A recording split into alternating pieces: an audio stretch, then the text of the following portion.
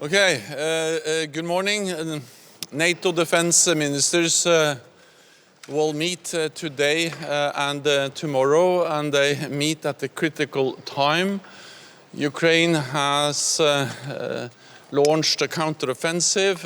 What we see is fierce fighting. It's still early days, but we also see that the Ukrainians are making gains, and that Ukraine is able to liberate occupied land. This is due to the courage, the bravery, the skills of the Ukrainian soldiers, but it also highlights and demonstrates that the support NATO allies have been giving to Ukraine now for many months actually makes a difference on the battlefield as we speak. So one of the main issues we will address is how to sustain and step up the support to Ukraine. That will be done in the meeting of the NATO Ukraine Commission together with Minister Reznikov. And that will be a meeting that will be preceded by a meeting of the US-led contact group for Ukraine that will meet earlier today. The war in Ukraine just demonstrates the need to stand with Ukraine and to continue to provide support.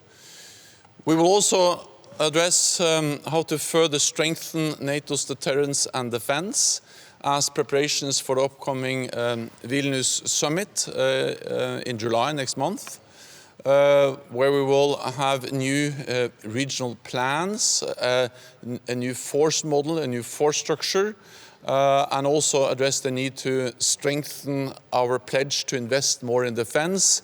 We expect that the leaders at the summit will agree that 2% of GDP for defense is not something we should strive towards, not a ceiling, but a minimum needed to be invested in our shared security. Then we will also address how to further ramp up production, because since last fall it has been obvious that this is now a war of attrition, and the war of attrition is a battle of logistics, and therefore we have engaged with the defense industry, and we will have an event here, an informal event where we will meet a small group of defense industry across the alliance, and this is part of our ongoing engagement with the defense industry. We will also agree at the meeting new capability targets for battle-decisive ammunition, and those targets for each and every nation will be significantly higher than the current ones, because we have seen that to provide support to Ukraine, we have depleted the stocks, and therefore we need to increase the targets, produce more, partly to replenish our stocks and partly to be able to continue to provide support. So the new capability targets for battle-decisive ammunition is one important step in ensuring that allies have the sufficient ammunition. We also in NATO have several ongoing projects of joint procurement. This is something we have done for decades, tried and tested the structures. Many of them are facilitated by the NATO Support and Procurement Agency, NSBA, and for instance, only just for 155 ammunition, we have ongoing projects facilitated by the NATO Support and Procurement Agency of $1 billion. And then we have other projects for other types of ammunition, also air defense ammunition.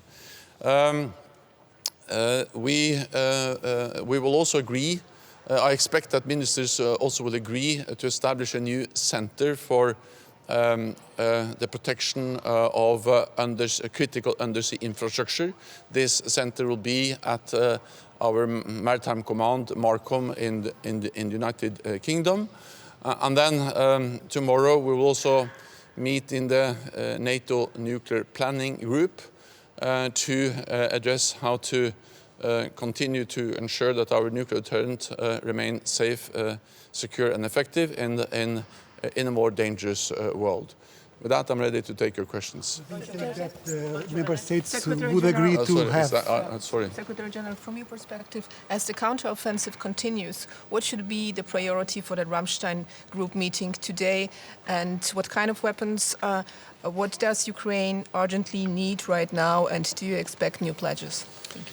I expect many new pledges, and we have seen just over the last few days both significant pledges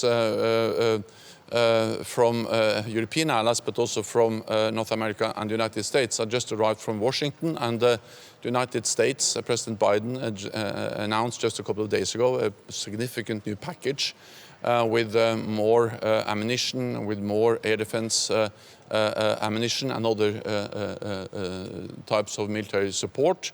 And we also have seen from several other European allies over the last days announcing more support. So this is an ongoing process where allies are announcing additional support to Ukraine.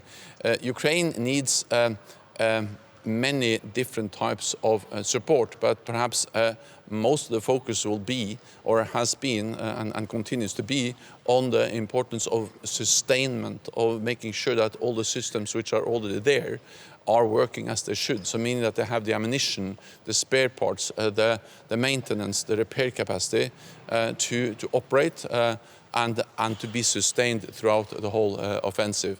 But we will meet with Minister Reznikov, we will be briefed by the military commanders, and then of course the reason of doing this both in the US-led contact group for Ukraine, but also in the NATO Ukraine Commission, is to have first-hand information and to be able to sit down with Ukrainians to discuss the specific needs.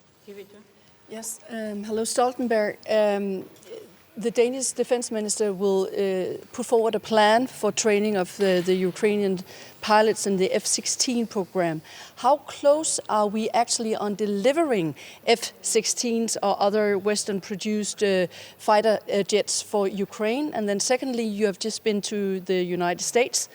Were you asked then if you could be persuaded to take on a little more time as Secretary General if the member states can't agree on a successor? First of all, I welcome the decision by several NATO allies to provide a training of fighter pilots. This is important, and it will enable us to, at a later stage, also make decisions to deliver fourth generation fighter aircraft, like, for instance, the F-16s. And I would like to commend Denmark for playing a leading role to facilitate this agreement and also to offer to provide training for the Ukrainian pilots. This just shows that Denmark is a country that has really played an important role and continues to play an important role in providing significant support to Ukraine. Exactly when decisions will be taken, it's too early to say, but the fact that training has started provides us with the option to also decide to deliver planes, and then the pilots will be ready to fly them. I visited Washington earlier this week, and the main purpose of that visit was, of course, to discuss the preparations for the Vilnius summit. This is part of my regular engagement with leaders across the alliance, and in the meeting with President Biden we discussed deterrence and defense, Ukraine, the need to strengthen our defense investment pledge, and other important issues for the alliance.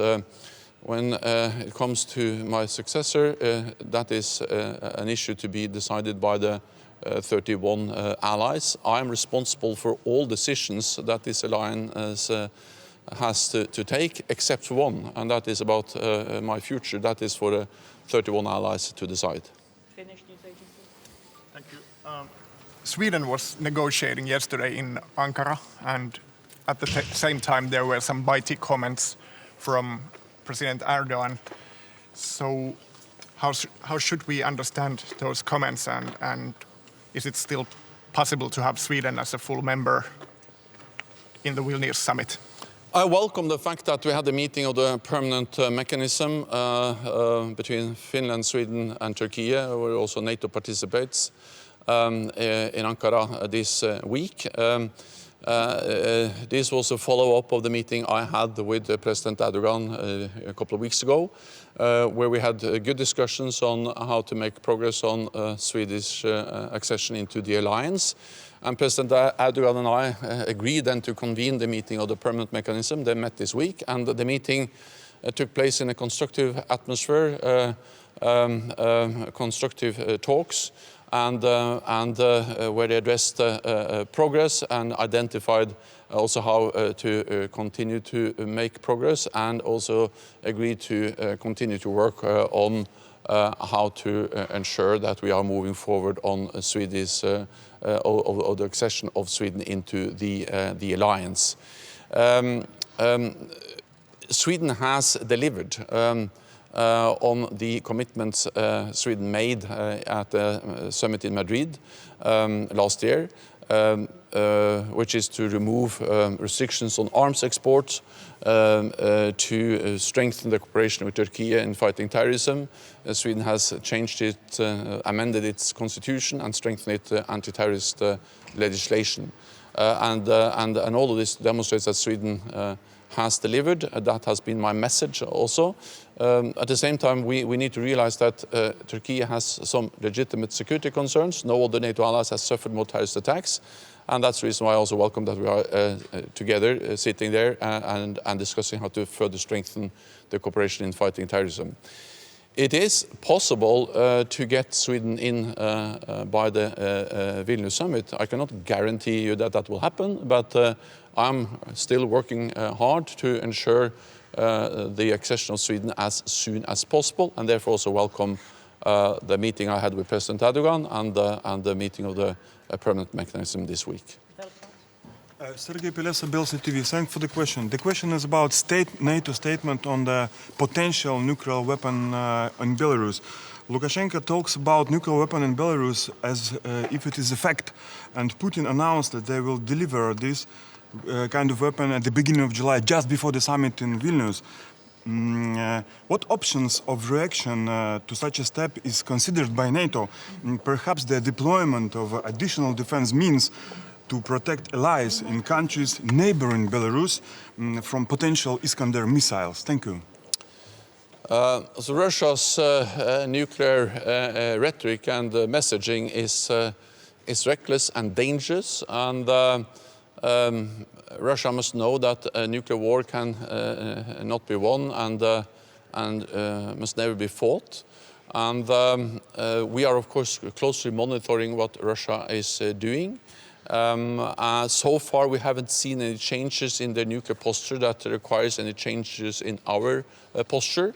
But at the same time, what we see is part of a pattern where Russia has invested heavily in new modern nuclear capabilities and also deployed more nuclear capabilities, including close to NATO borders, for instance, in the high north.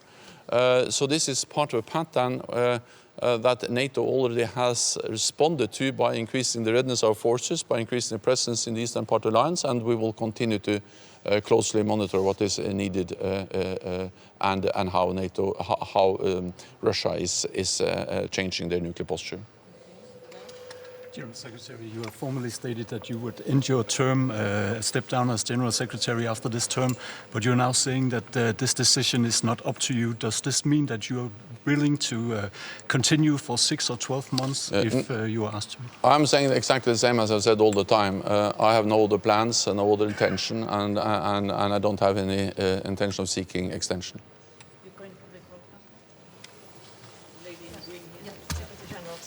Very briefly, concerning the counteroffensive, you mentioned several times that the successful counteroffensive will strengthen Ukraine's position at the negotiation table. Do you think that now there is some common ground for the negotiations, or it may appear in case of the counteroffensive? Well, we don't see any signs from President Putin from Russia that they are actually preparing for peace or any real negotiations. But at the same time, we know that the more ground Ukraine is able to gain through this counteroffensive, the stronger their hand will be at the negotiating table. And we also know that the more successful the Ukrainian counteroffensive is, the more likely it is that President Putin at some stage will realize that he cannot win this war on the battlefield. He has to sit down. Then when that will happen, how it will happen, no one can say that with certainty, but the only thing we know is that if we want a just and enduring peace, then we need to provide the military support to Ukraine, because that's the only way for Ukraine to liberate land and to send a clear message to Moscow that they will know Russia will not win on the battlefield. I think you have a question. Yes, Secretary General, you've been saying that the member states should agree that the 2% of spending should be the minimum. Are you thinking that at some point the member states will set new targets of spending? Well, part of our preparations for the Vilnius summit, the NATO summit in next month, and also what will be discussed here at the Defence Ministerial meeting as a preparation for the summit, is the question of strengthening our commitment to invest more in defence. In 2014, we made what we call the Wales Pledge, where we said that we should move towards spending 2% of GDP on defence within a decade. Now this decade has almost passed, and the world has become much more dangerous with a full-fledged war in Europe, but also other threats and challenges. So I expect that when leaders meet in Vilnius next month, they will agree a stronger pledge, an enduring pledge, and a pledge that has to come into effect immediately, not within a decade.